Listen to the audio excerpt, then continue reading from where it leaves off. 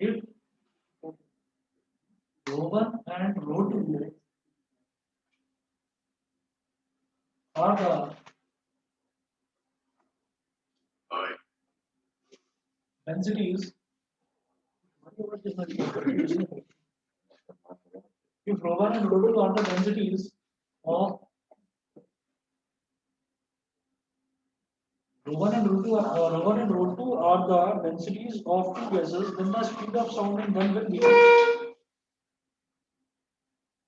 then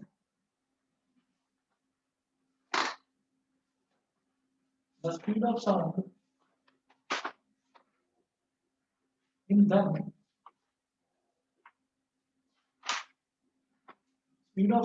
will be क्या होगा v1 is equal to gamma p upon rho1 v1 is equal to gamma p upon rho1 का under root ठीक है हमने देखा था ना ये जो फॉर्मूला है ये वाला फॉर्मूला कह रहा था लाप्लास करेक्शन ये लाप्लास वाला फॉर्मूला है और जो न्यूटन्स फॉर्मूला था न्यूटन फॉर्मूला में सिंपली पी अपॉन रो था ठीक है यहाँ पर बस गामा और इंक्लूड हो जाता है स्पीड ऑफ साउंड निकालने के लिए v1 is equal to gamma p upon rho1 and v2 is equal to gamma p upon rho2 इसका अंडर रूट ठीक है तो हम ये कहेंगे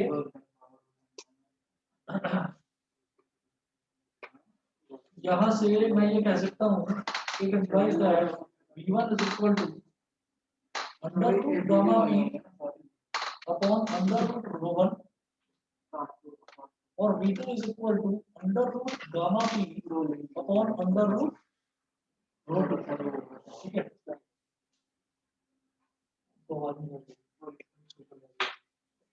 तो v1 की वैल्यू ये आ गई v2 की वैल्यू ये आ गई तो मैं यहाँ से क्या कर सकता हूँ under root gamma P calculate कर सकता हूँ अंडर रूट गामा पी क्या हो जाएगा v1 अंडर रूट rho1 और यहाँ से अंडर रूट गामा पी कितना हो जाएगा v2 अंडर रूट rho2 ये हो गया ये भी गामा पी के अंडर रूट गामा पी के इक्वल ये भी अंडर रूट गामा पी के इक्वल हम ये कहेंगे compare the two equations compare the two equations इनको दोनों को कंपेयर करेंगे तो आ जाएगा v1 under root rho1 is equal to v2 under root rho2 अभी v2 को इधर ले आओ v1 upon v2 is equal to under root rho2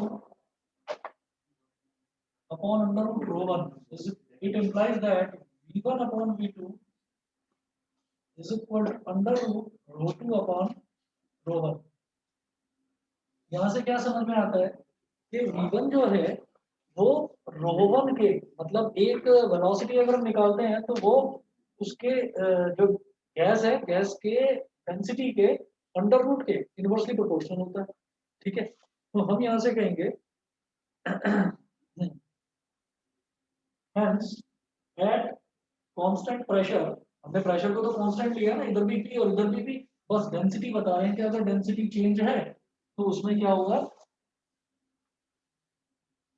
तो यहाँ पर मैं बोलूंगा hence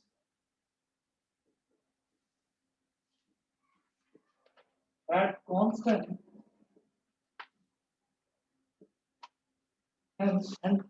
hence at constant pressure at constant pressure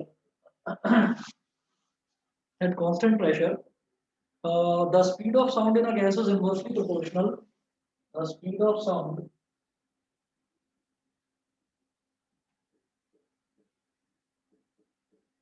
in a gas is inversely the speed of sound in a gas is inversely proportional to the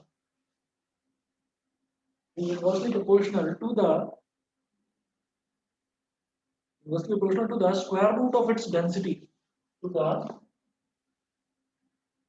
square root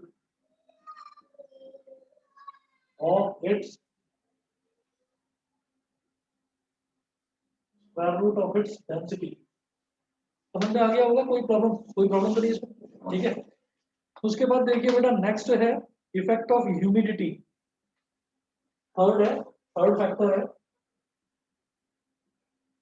इसमें आप note करेंगे effect of humidity.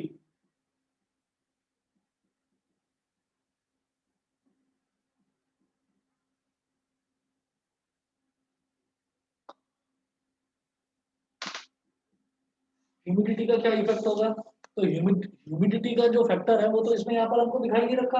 हमको तो ये दिखाई दे रहा है कि वेलोसिटी जो है वो या तो ये जो हमारा सीपी बाई सीवी का जो रेशियो है या तो इस पर डिपेंड करता है स्पेसिफिक हीट रेशियो पर, या प्रेशर पर, या फिर डेंसिटी पर। ठीक है, तो ह्यूमिडिटी कहाँ से आता है?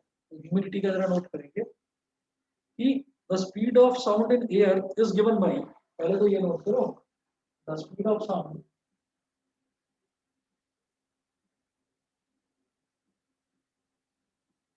In air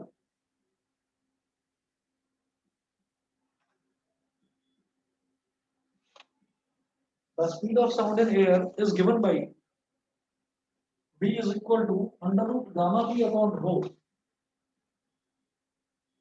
V is equal to under root gamma p upon rho. The speed of sound in air is given by v is equal to under root gamma p upon rho. ये हो गया, ठीक है? That is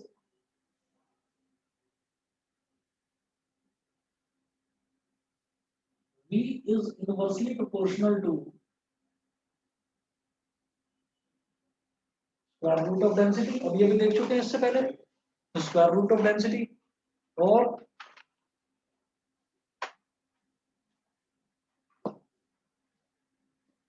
हम ये कहेंगे since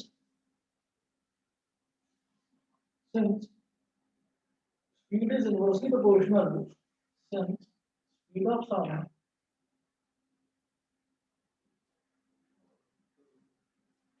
in air is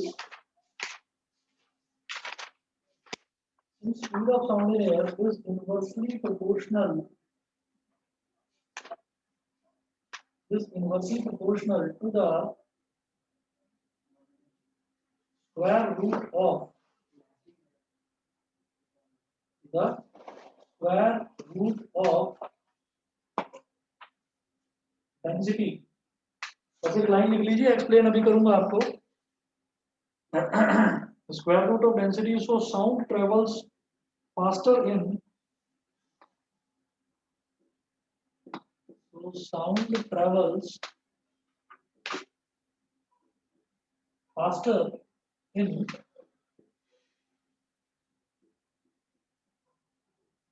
faster in moist air than in dry air।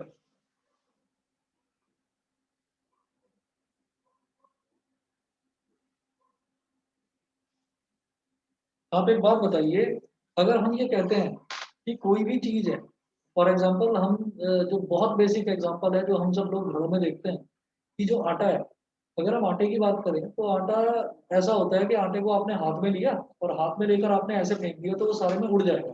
ठीक है, तो इसका मतलब क्या है कि वो बहुत रेयर है, वो बहुत, उसकी डेंसिटी बहुत कम है, उसमें आप कहीं पर भी आप हाथ आराम से घुमा सकते हैं।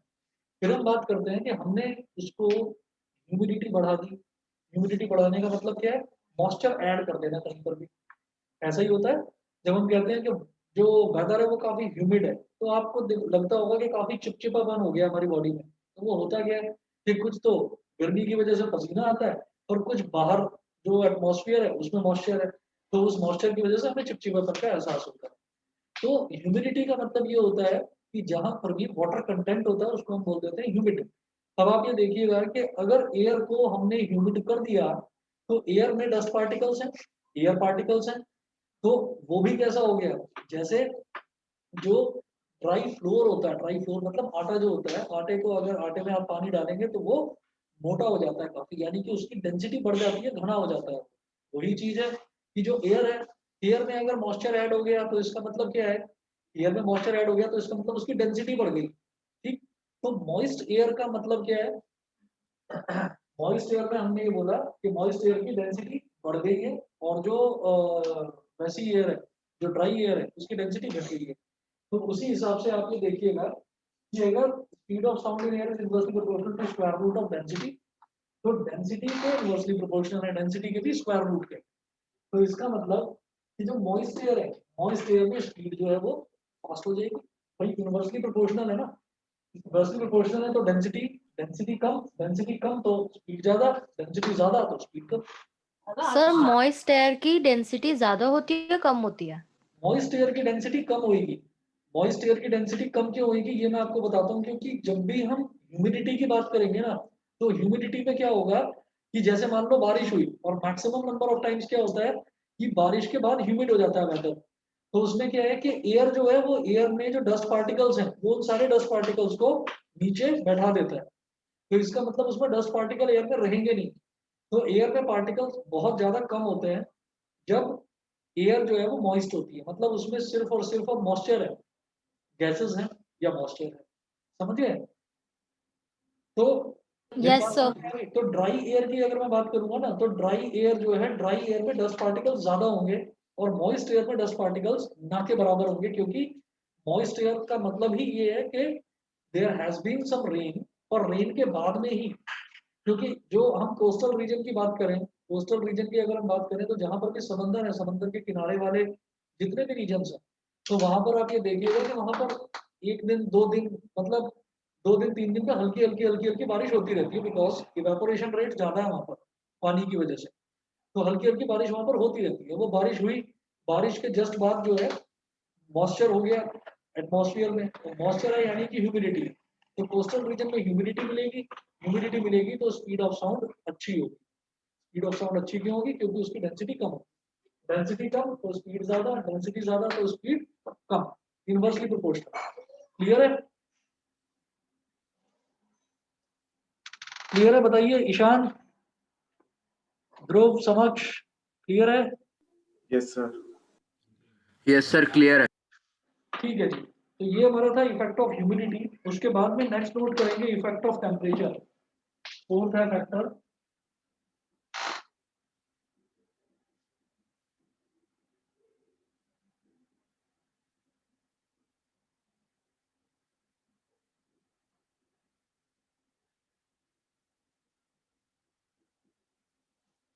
Effect of temperature. Effect of temperature में आप यहाँ पर नोट करेंगे for one mole of a gas Td is equal to RT। Ideal gas equation याद होगा ना? और one mole of a gas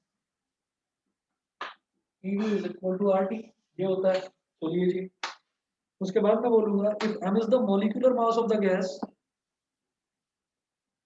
if capital M is the molecular mass of the gas, if capital M is the molecular mass of the gas and rho is its density, and rho is its density,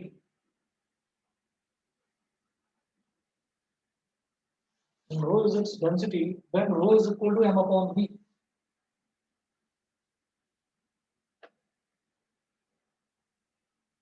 Then rho is equal to M upon V.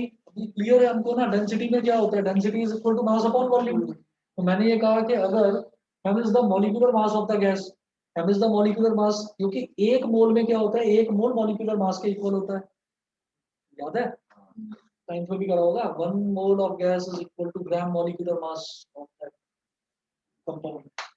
Compound होता है molecular mass के case में और element होता है atomic mass के case में। तो rho is equal to m upon v हो गया। अब रो की वैल्यू m अपॉन v और v इज इक्वल टू, और v is equal to m upon rho, ये रिलेशन है।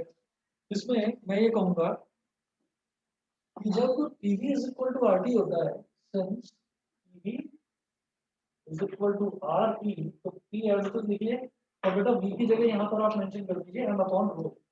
तो P into m upon rho is equal to RT, ये हो गया।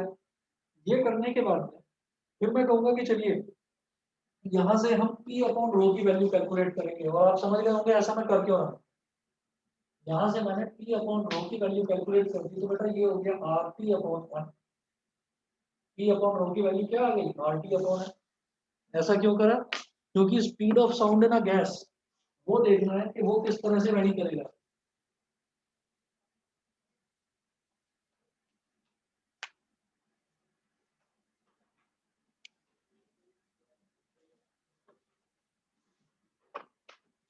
therefore speed of sound in a gas, therefore speed of sound in a gas v क्या होता है, v होता है बेटा गामा p अपॉन रो। अब क्या करेंगे, अंडर रूट गामा अलग ले लो और under root p upon rho को अलग ले लो, तो v इज इक्वल टू, या चलिए छोड़िए, एक काम करिए, ऐसे मत करो,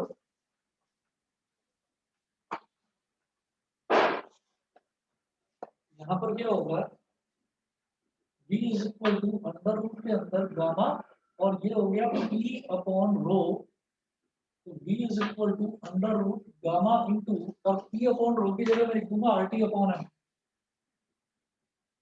RT upon m।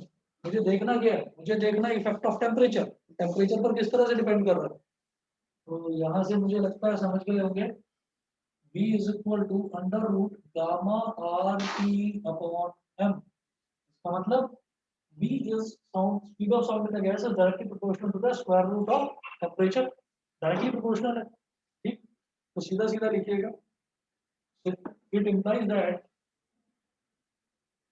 v is directly, gamma हटा दो, r हटा दो, m हटा दो, क्योंकि ये तीनों ही चीजें चेंज नहीं होने वाली, कांस्टेंट है, मुझे टेम्परेचर से मतलब है, तो v is directly proportional to under root of capital T, hence speed of sound in a gas is directly proportional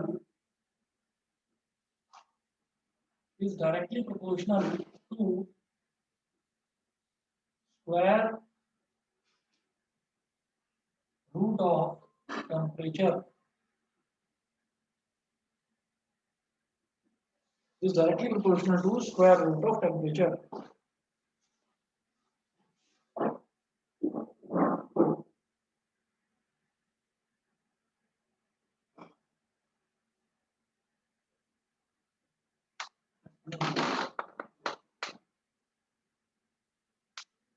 इसके बाद बेटा एक चीज और इसमें कैलकुलेट करी जाती है, टेम्परेचर कोफिशिएंट। टेम्परेचर कोफिशिएंट जो है वो किस तरीके से कैलकुलेट करा जाता है वो देखिएगा, मैं यहाँ पर करवाऊंगा इसे,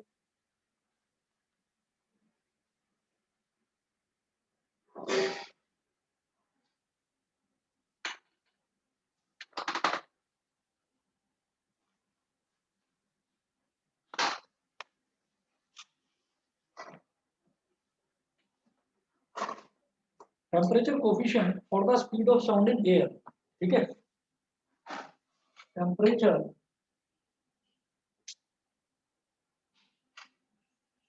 कोएफिशिएंट फॉर द, इसी में इफेक्ट ऑफ किसी में इंपॉर्टेंट है, अलग से पूछ लेते हैं। और इस पर न्यूमेरिकल भी आता है,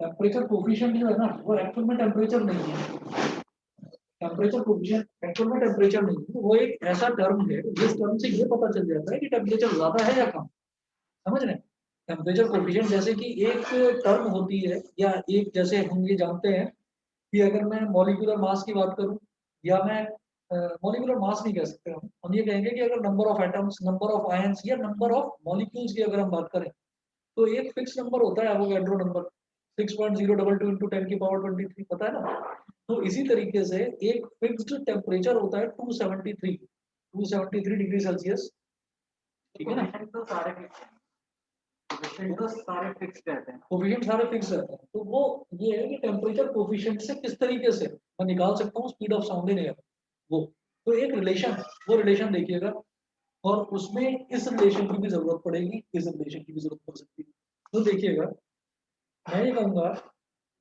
कि temperature coefficient for the speed of sound in air ये है क्या, इसकी एक लाइन की डेफिनेशन है, वो नोट करें, it is defined as the increase in, it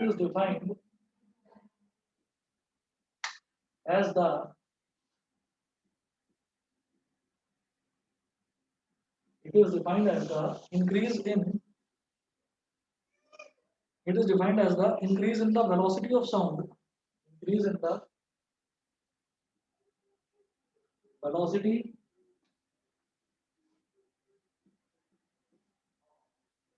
it is defined as the increase in the velocity of sound for 1 degree Celsius or 1 degree Celsius or 1 Kelvin, defined as the increase in the velocity of sound for 1 degree Celsius or 1 Kelvin rise in temperature of the gas. 1 degree Celsius or 1 Kelvin rise in temperature. Rise in temperature of the gas. It is defined as the increase in the velocity of sound for 1 degree Celsius or 1 Kelvin rise in temperature of the gas. ये हो गया. अब देखिएगा, अब यहाँ पर क्या है, मैं ये कहूँगा कि as v is directly proportional to under root t. तो मतलब यही होना कि जो increase with velocity 1 degree Celsius है 1 केल्विन बढ़ाने मतलब वो एक यूनिट की बात हो रही है कि या तो 1 डिग्री सेल्सियस या 1 केल्विन में 1 केल्विन टेम्परेचर राइज करने पर वेलोसिटी कितनी बढ़ रही है, वो होता है हमारा टेम्परेचर. बस ये ठीक. तो हम ये कहेंगे v is directly proportional to under root t and tk and t और ब्रैकेट में डालिएगा k, tk कैपिटल के लिखो, इसको ये स्मॉल के बन गया गलती से, इसको कैपिटल के लिखिए, t capital k is equal to t degree Celsius plus 273 is equal to small t degree Celsius plus 273. small t degree Celsius plus 273. ये हो गया. अब है at 0 degree Celsius, at 0 degree Celsius speed v naught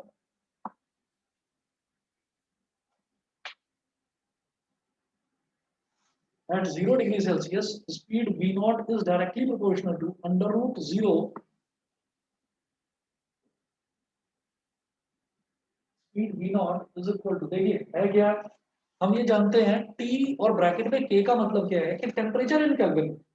temperature in kelvin, kelvin में temperature किस तरह से निकाला जा सकता है, जो भी डिग्री सेल्सियस में हो उसमें आप 273 ऐड कर दो, क्योंकि मैं जानता हूं कि अगर 0 डिग्री सेल्सियस की मैं बात कर रहा हूं तो 0 डिग्री सेल्सियस में 273 अगर हम ऐड करेंगे, 0 डिग्री सेल्सियस 273 केल्विन के इक्विवेलेंट होता है, बराबर होता है, ये तो पता है ना. तो हम ये कहेंगे कि अब एट 0 डिग्री सेल्सियस अगर मैं स्पीड निकालना चाहूँ तो वो कितनी हो जाएगी, ये हो जाएगी अंडर रूट 0 प्लस 273. तो v नॉट हो जाएगा अंडर रूट 273. ये चीज क्लियर है कि नहीं बताइए, ऐश्वर्या क्लियर है? Yes sir. निकाल लेना. हाँ सेल्सियस में थोड़ा है. हाँ टेम्परेचर केल्विन में निकाल, टेम्परेचर केल्विन में, ठीक है. v naught is equal to under root 273 हो गया. फिर मैं बात करूंगा एट t डिग्री सेल्सियस. अब हम कहते हैं एट t डिग्री सेल्सियस, इधर कर रहा हूँ बीच में.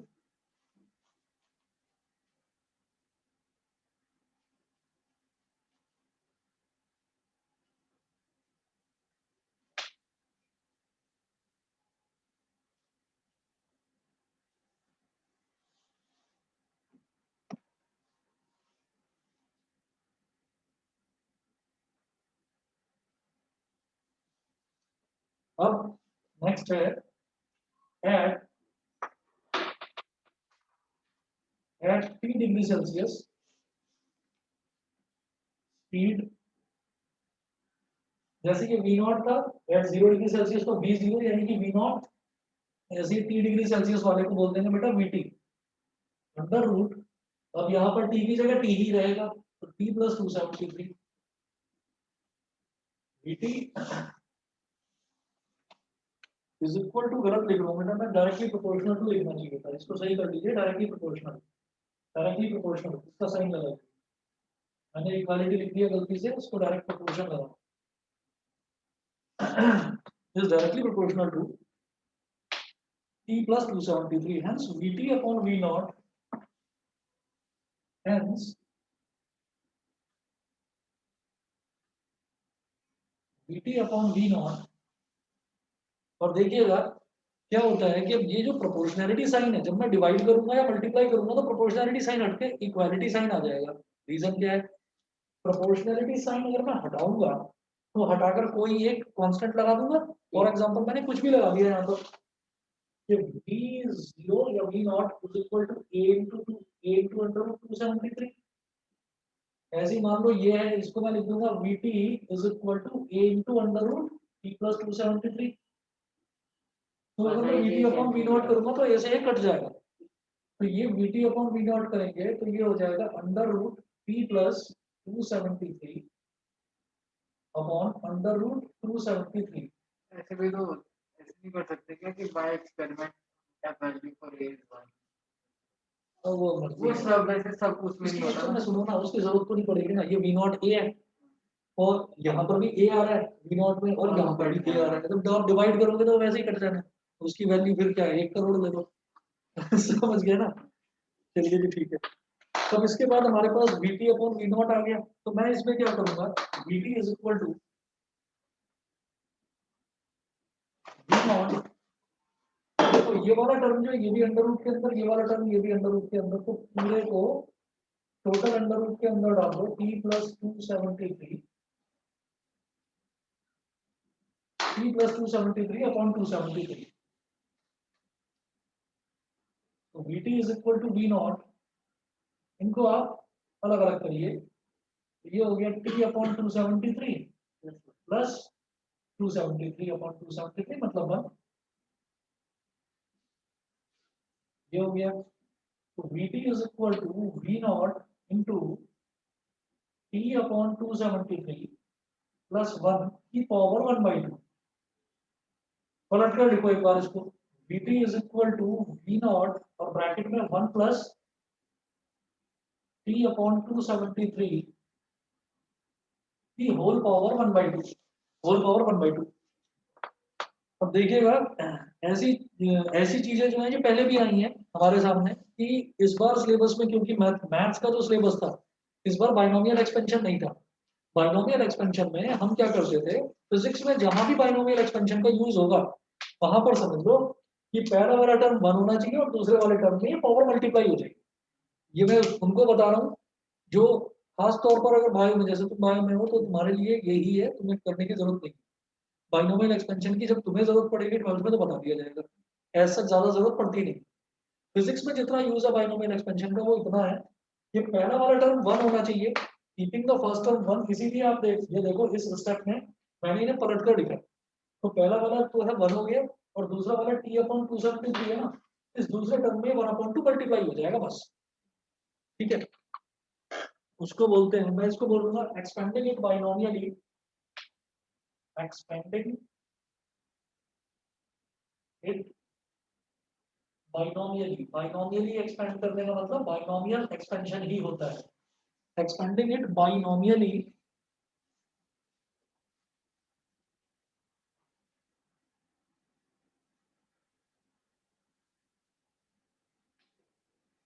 बाइनोमियल में फिर जब वो फ्रैक्शनल वो होती है पावर तभी यूज होता है।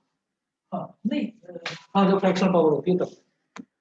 वैसे में तो जरूरत ही नहीं पड़ेगी, वैसे में तो हम जानते ही क्या क्या है, स्क्वायर करके है, क्यूब करके मल्टीप्लाई करके हो जाएगा। तो एक्सपेंडिंग इट बाइनोमियली में हम क्या करेंगे, 1/2 यहाँ मल्टीप्लाई हो जाएगा। तो उसको ऐसे लिख देते हैं बेटा, vt is equivalent to v naught into 1 plus 1/2 into t upon 273। Next step में इक्विवेलेंट का साइन हटाकर इक्वली लगा दो, v naught is equal to 1 plus t upon 2 3 जा 6 2 7 जा 14 1 कैरी 2 2 जा ये 546 1 प्लस t अपॉन 546। ये हो गया। तो vt is equal to vt is equal to, अब इसको मल्टीप्लाई करो, v naught plus v naught t upon 546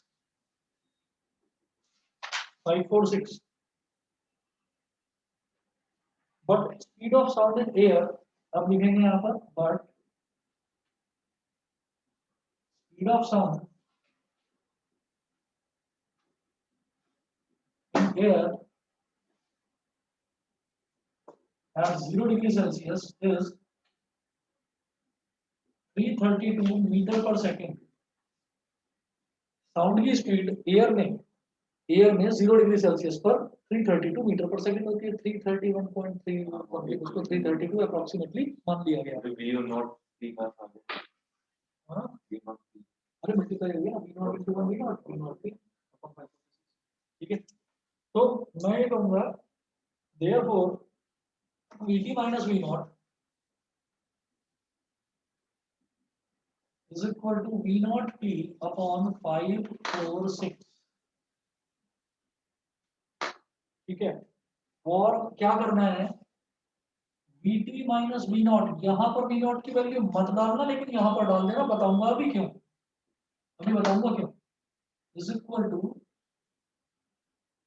V naught कितना है, V naught हो गया 332 इंटू टी अपॉन 546। तो 332 डिवाइडेड बाई 546 ये आएगा आपका 0.61 के बराबर। 0.61 टी 0.61 टी।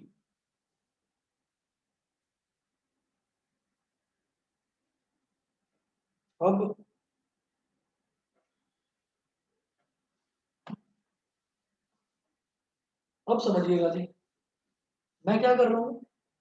मैं यहाँ पर देख रहा हूँ temperature coefficient for the speed of sound in air.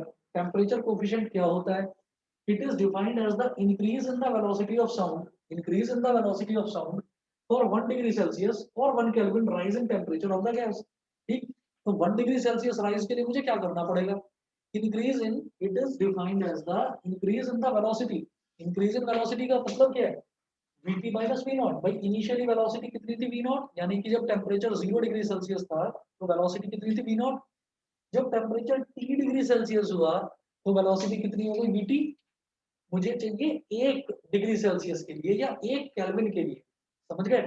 अब मैं क्या लेकर चल रहा हूँ, मैंने कहा कि ये 0 डिग्री सेल्सियस पर है, ये जो T है इसको 1 डिग्री सेल्सियस मान लो ना। 1 डिग्री सेल्सियस, तो ये जो स्पीड है ये किस पर हो जाएगी 1 डिग्री सेल्सियस पर, और ये वाली स्पीड हो जाएगी 0 डिग्री सेल्सियस पर। तो राइज कितना हो गया 1 डिग्री सेल्सियस का ही तो टेम्परेचर का राइज हुआ। समझ गए कि नहीं, नहीं समझे, नहीं समझे। देखिए हम ये कहेंगे नाउ और टेम्परेचर कोफिशिएंट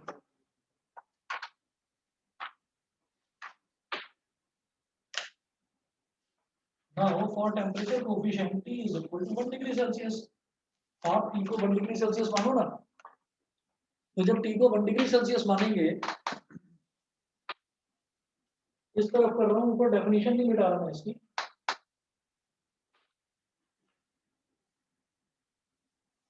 जब T को 1 डिग्री सेल्सियस मानेंगे तो Vt माइनस वी नॉट, इसको Vt को Vt ना बोलकर V1 बोल दीजिए।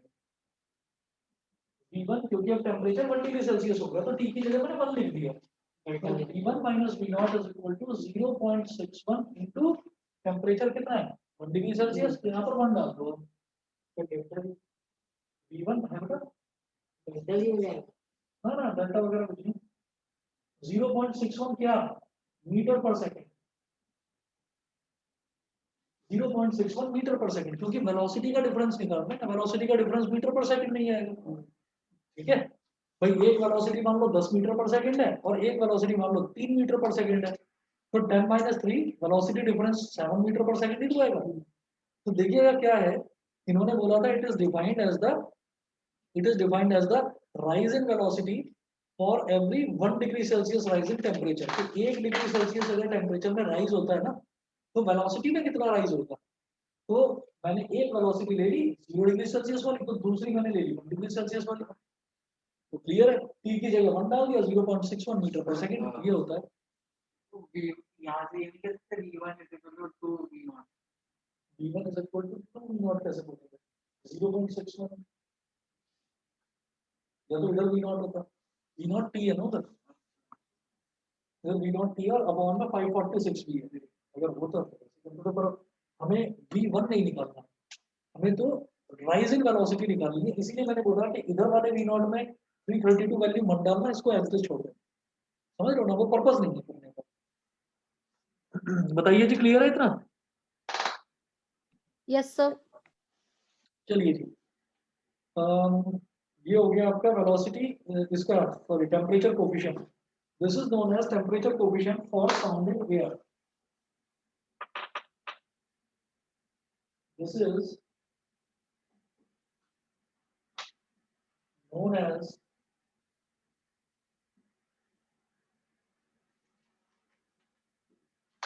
known as temperature coefficient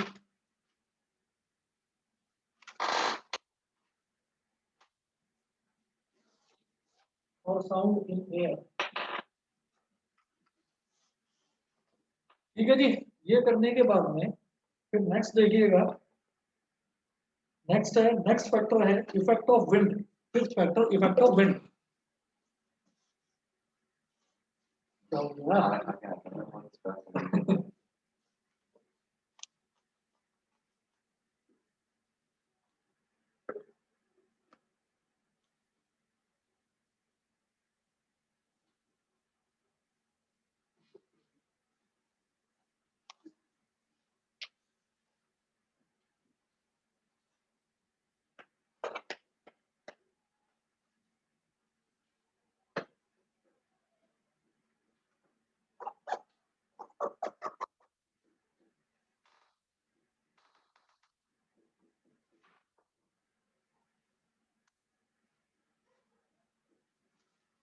effect of wind.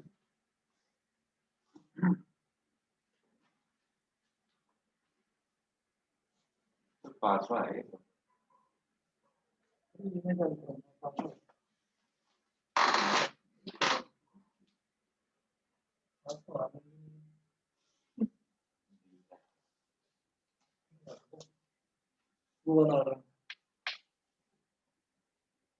Effect of wind में लिखेंगे as the sound is carried by air, so its velocity is affected by the wind velocity।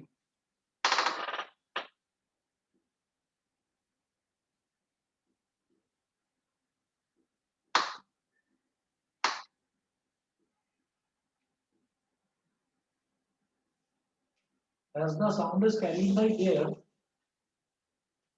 so its velocity is affected by the wind velocity। So its velocity is affected by the wind velocity। So its velocity is affected by the wind velocity। Suppose the wind travels with velocity omega. Suppose the wind travels with velocity omega. Suppose the wind travels with velocity omega at angle theta with the direction of propagation of sound. At angle theta with the direction of propagation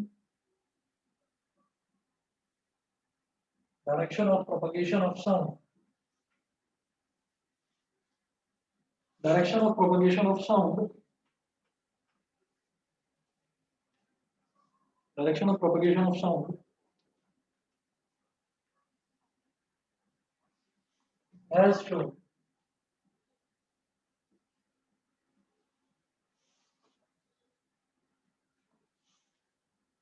आप ये मानिएगा कि sound तो इधर travel कर रही है और wind इधर ट्रैवल कर रही है, ठीक है। और जो विंड है, विंड जा रही है बेटा ओमेगा वेलोसिटी से और एंगल बना रही है साउंड के साथ में। जिस डायरेक्शन में साउंड जा रही है, विंड इस डायरेक्शन में जा रही है, विंड के और साउंड के बीच में एंगल बन रहा है थीटा। तो हम ये कहेंगे कि अगर साउंड की डायरेक्शन में, मतलब ये देखा जाए साउंड की डायरेक्शन में अगर विंड को लाया जाए तो ये वाला जो कंपोनेंट है ये कौन सा बन जाता है जो साथ में बनता है, कॉस, इसको बोलेंगे ओमेगा कॉस थीटा, इसको बोलेंगे ओमेगा कॉस थीटा। तो हम ये कहेंगे, और जो साउंड की स्पीड है उसको मैंने v बोल दिया। As the sound is carried by air, so its velocity is affected by the wind velocity. Suppose the wind travels with velocity omega, और साउंड की जो वेलोसिटी है वो तो मैं v लेकर चली रहा हूँ हर केस में, वो तो v लेकर चली रहे हैं जो साउंड की वेलोसिटी। तो हमने ये कहा therefore resultant velocity of sound is equal to, अगर हवा तेज चल रही है तो वो क्या करेगी, अगर हवा तेज चल रही है तो वो क्या करेगी, वो साउंड को भी तो अपने साथ और तेज कर देगी, है ना। तो साउंड जो है, साउंड की वेलोसिटी कितनी है v, ठीक, और विंड की वेलोसिटी ओमेगा। तो ओमेगा का अगर साउंड की डायरेक्शन में लाया जाए तो ओमेगा कॉस थीटा और v दोनों के दोनों ऐड हो जाएंगे, है ना। v plus omega cos theta, ये रिजल्टेंट वेलोसिटी ऑफ साउंड हो गया, v plus omega cos theta. तो हम ये कहेंगे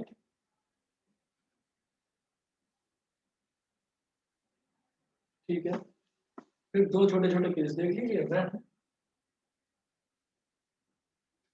Wind blows in the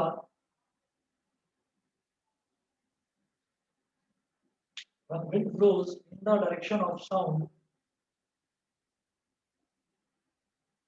तब रिजल्टेंट वेलोसिटी क्या हो जाती है,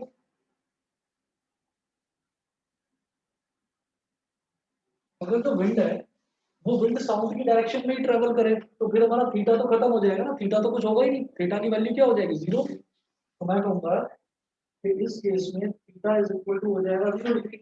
तो जो रिजल्टेंट वेलोसिटी है, जो रिजल्टेंट वेलोसिटी है, रिजल्टेंट वेलोसिटी क्या हो जाएगी, v plus omega cos 0, cos 0 मतलब 1 होता है, तो v plus omega, v plus omega दिखाई दे रहा है जी सभी को, ठीक है। फिर इधर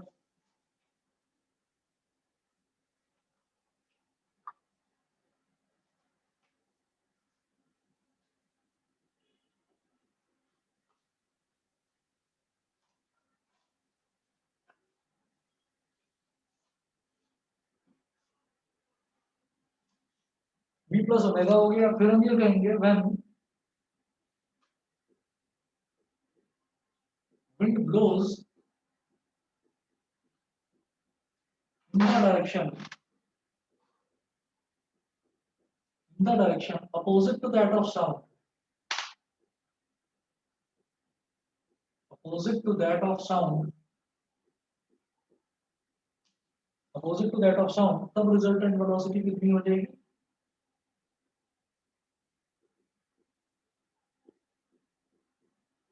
तब रिजल्टेंट वेलोसिटी हो जाएगी v plus omega cos 180 degree. 180 degree कैसे, आप ये देख लो कि अगर मान लो कि साउंड जो है, साउंड इस डायरेक्शन में ट्रेवल कर रही है और विंड जो है वो विंड इसके जस्ट अपोजिट डायरेक्शन में ऐसे इस तरफ ट्रेवल कर रही है, साउंड ऐसे और विंड जो है वो ऐसे। अगर इस तरीके से ट्रैवलिंग हो रही है तो फिर क्या होगा, वो हो जाएगा theta is equal to 180 degree और cos 180 डिग्री की वैल्यू होती है -1, तो v प्लस cos 180 की वैल्यू, ये बायो वालों के लिए बता रहा हूँ कि सीधा इस वैल्यू को बस याद रखिए, cos 180 की वैल्यू -1 होती है। ये हो गया v माइनस ओमेगा। बताइए जी क्लियर है, ऑनलाइन वाले बच्चे बताइए क्लियर है, यस सर। बताओ ध्रुव समक्ष। Yes, sir. साइन चलिए ठीक है, साइनलिटी जीरो, साइनलिटी जीरो, माइनस साइनलिटी 1 होता है cos 1. हाँ cos पाई, हाँ. cos 0 कितना होता है 1 और cos पाई -1, फिर अगली वैल्यू ले आओ cos 2 पाई, मतलब सीधा सीधा 180 का गैप मारो, तो cos जो 2 पाई है cos 2 पाई हो जाएगा फिर से 0, फिर cos 3 पाई, मतलब cos पाई के ऑड मल्टीपल सारे -1 और cos पाई के इवन मल्टीपल्स जितने हैं वो सारे के सारे प्लस ये। ठीक है बेटा, आज फिर इतना ही करते हैं, बाकी नेक्स्ट क्लास में करेंगे आगे। सर ये चैप्टर और कितना बचा है? बस थोड़ा सा ही बच रहा है बेटा, एक क्लास या हद से हद 2 क्लास और लगेंगी बस, वैसे एक में ही कोशिश करूंगा निपटाने की। वो डेट ना हाँ हाँ ठीक है, ओके सर, थैंक यू।